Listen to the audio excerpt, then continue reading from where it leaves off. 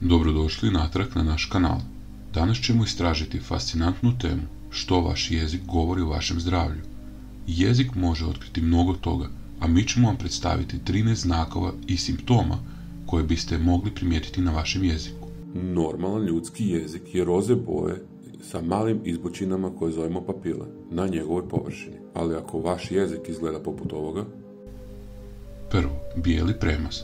Ako jezik prekriva bijeli premaz, to može ukazivati na gljivičnu infekciju ili probleme s probavom. 2. Crveni rubovi. Crveni rubovi jezika mogu ukazivati na nedostatak vitamina B3. Razderotine. Male razderotine na vašem jeziku ukazuju na nedostatak vitamina C u vašem tijelu. 4. Male udubine ili duboke udubine mogu biti povezane s nedostatkom željeza u vašem krvi.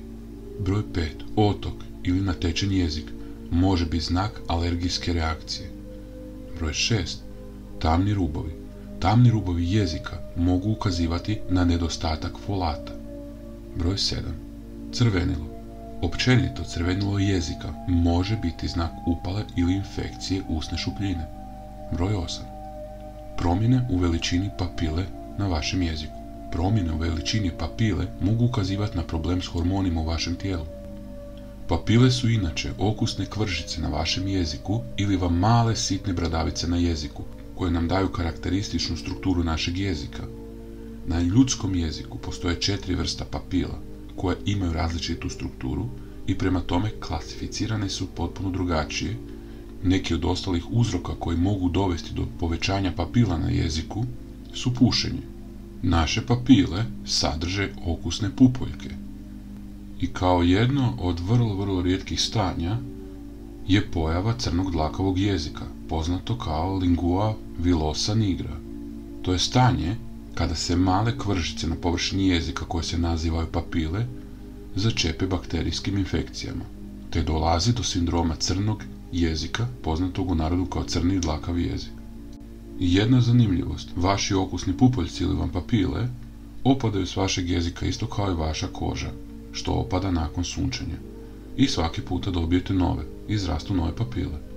No u slučaju dlakavog crnog jezika, mali čvorići mogu narasti i postati neobično dugi do 18 mm, te postati neobično dugi, što stvaraju dojam dlakavog jezika.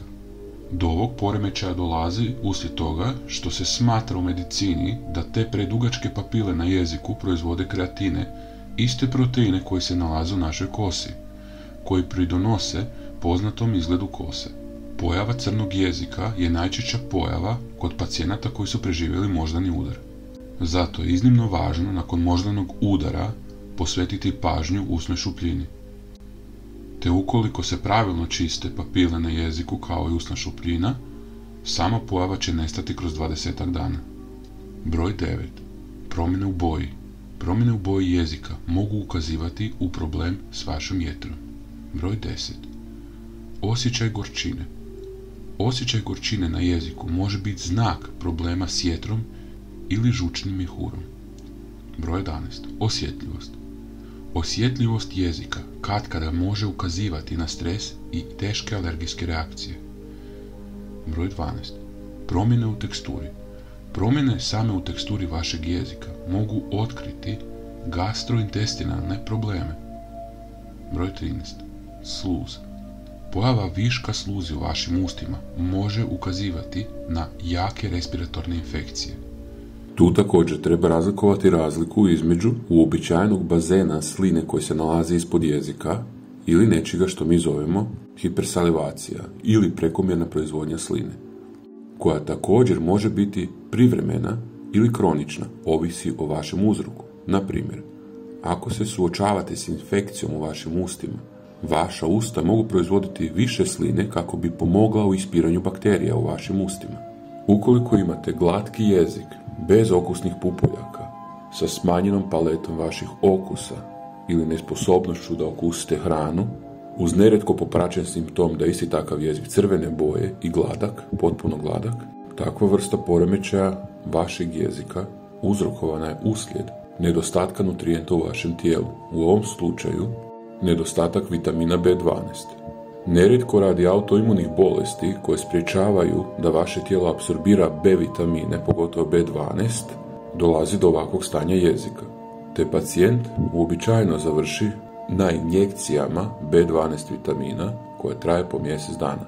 U visokorizičnu grupu ljudi s pojavom ovog simptoma spadaju svi vegetarijanci.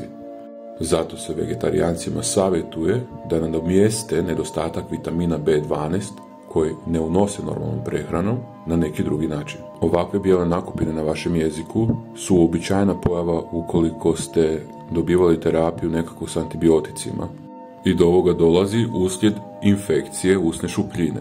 Budući da vam se vaš mikrobiom promijenio ili vaš biološki sastav bakterija u vašem tijelu uzimanjem antibiotika, antibiotike naravno ubiju sve dobre i loše bakterije u vašem tijelu.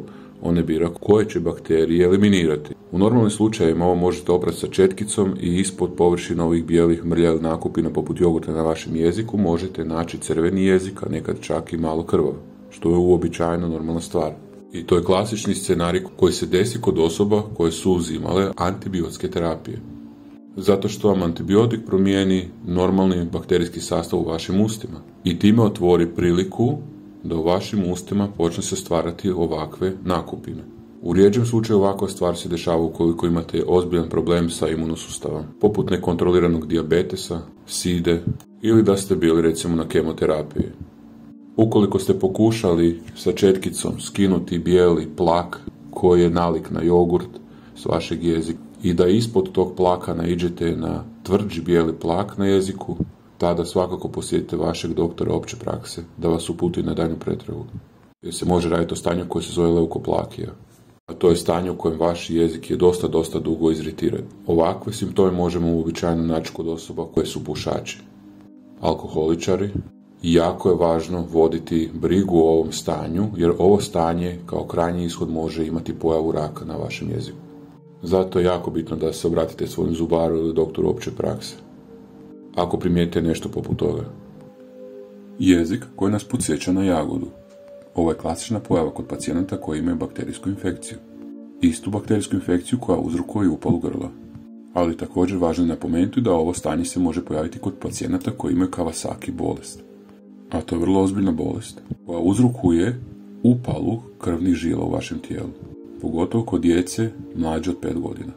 U tom slučaju uobičajeno da ta djeca su vrlo bolesna, imaju jaki osip, imaju vrlo visoke temperature, imaju paljene crvene oči, ruke i noge im znaju ne oteći i naravno imaju uvećane limfne čvorove. Sjogrenov sindrom uzrokuje da vaš imunosustav napada zdrave stanice vašeg tijela umjesto bakterija i virusa. Riječ je to o autoimunoj bolesti koja zahvaća sve pacijente koji imaju bar još jednu autoimunu bolest, te češće zahvaća ženske osobe oko 40. godine života, a liječenje se usredotočuje na ublažavanje simptoma. Simptomi su suhe oči i suha usta. Novo stanje. Pojava bljedog i hladnog jezika. Raynaudov fenomen je stanje koje zahvaća oko 20% žena i često ga karakterizira osjetljivost na hladnoću u rukama i nogama, a katkad i u jeziku.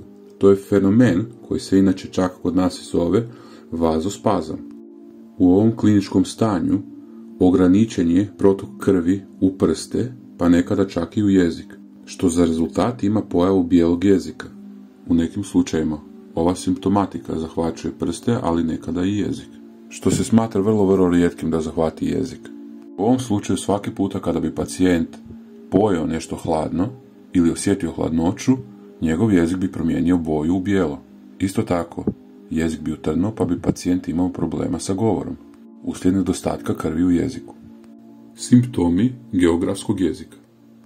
Osjećaj peckanja i boli pri konzumaciji začinjene, vruće i kisele hrane. Promjena mjesta lezija na jeziku, a u tipičnim slučajevima nema pojave krvarenja. Kada gledamo trajanje i tijek geografskog jezika, trajanje varira i obično se rješava u nekoliko mjeseci, uz mogućnost povratka, i često je kod male djece i mladih. Uzroci i čimbenici rizika su nasljedne predispozicije, prehrambeni okidači, tu trebate napraviti popis hrane koje treba izbjegavati kod djeteta i mladih kako ne bi izazvali ponovo pojavu geografske bolesti jezika, Također, rizični čimbenici su stres i psihički čimbenici stresa, kao i dob, hormonalne promjene, lijekovi, pušenje i ostale povezane bolesti, koje nisu lijepe pa ih neću ovdje navoditi, ali ću vam ih ostaviti sigurno ili u opisu videa ili u linku o cijelom ovom članku. Geografski jezik je čest kod djece, ali nije razlog za zabrinutost. Prilagodbom prehrane može se riješiti problem i ovo stanje. I rijetko se dešava kod beba. Češće je u normalnom djetinjstvu djeteta u vrtićkoj dobi. Kada gledamo koje su nam opcije liječenja, ovaj problem se obično sam od sebe rješava. Ili možete ubrzati njegovo rješavanje identifikacijom i izbjegavanjem okidača pojave, kao i pojačanom dobrom oralnom higijenom preporučenih pasta za zube od strane vaših ljekarnika ili liječnika. Također savjetujemo da se konzultirate sa zdravstvenim stručnjakom, a neki od alternativnih tretmana koje možete primijeniti su post, vježbanje, vježbe opuštanja, vitamini i određene vrste naturoterapije kako bi se smanjili stresori.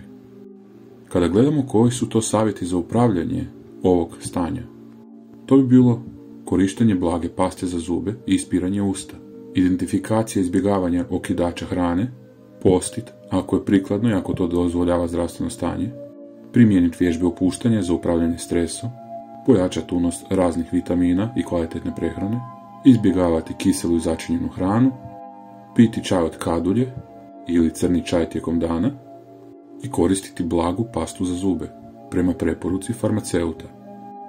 Geografski jezik nije izlječiv, ali se može s njime upravljati. Zato svakako savjetujemo da se posavjetujete s pravim zdravstvenim stručnjakom za točnu dijagnozu i smjernicu oko rješavanja problema geografskog jezika. Sada kada smo razgovarali o znakovima, evo nekoliko korisnih savjeta za održavanje zdravlja jezika i cijelog vašeg tijela. Prvo, redovito perite zube i stružite jezik dok perete zube s četkicom za zube. Pijte dovoljno vode da hidratizirate svoje tijelo.